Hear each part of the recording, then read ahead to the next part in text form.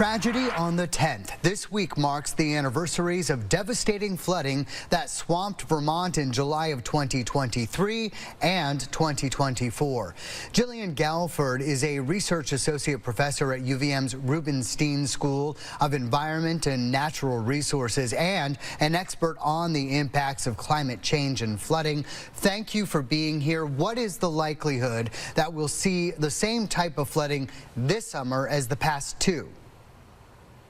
That's a great question. It's very hard to know when flooding will occur because these rainstorms are somewhat unpredictable. And I mean, these really heavy rainstorms. Last year, we had parts of Vermont receiving 8 or even 12 inches of rain in a 24-hour period, which is almost unprecedented. There's many parts of Vermont that have experienced 100-year floods multiple times in the last several decades. So things that used to be as rare as once in every 100 years or once in every 250 years are now coming sometimes year to year. I mean, we're talking also the same day the past two summers.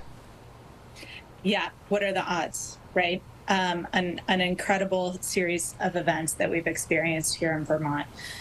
Part of the reason that we're experiencing this really heavy precipitation that causes flooding is because globally the atmosphere is warming, and warmer air holds more water.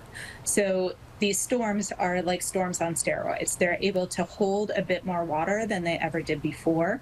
And depending on where they land, they can cause a lot of flooding. So depending on the valley, depending on what's happened before.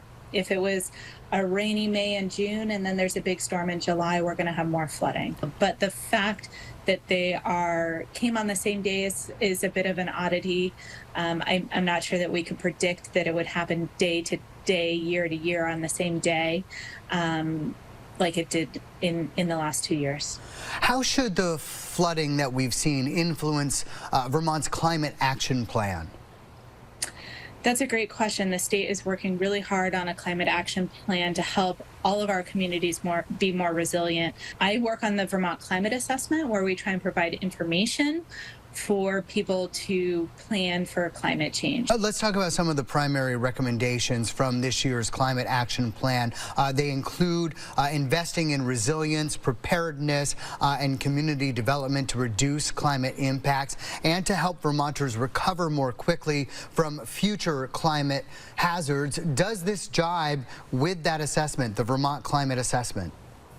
Yeah, I think it does. And, you know, I think the most important thing for Vermont is that there's many things we can do that increase our resilience to climate change or help us adapt, but also help us in other ways. So, for example, improving insulation in homes helps us during hot days. It helps us during cold days. It helps people whose homes maybe are under insulated, who couldn't afford to increase insulation on their own. But it also helps us as a community reduce our reliance on, say, home heating or home cooling.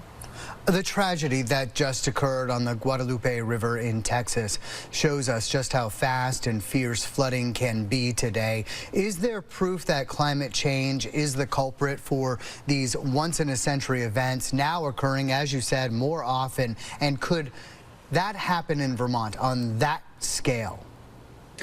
You know what's really gives me chills about that event is that area received 12 inches of rainfall in a very short period that caused flash flooding.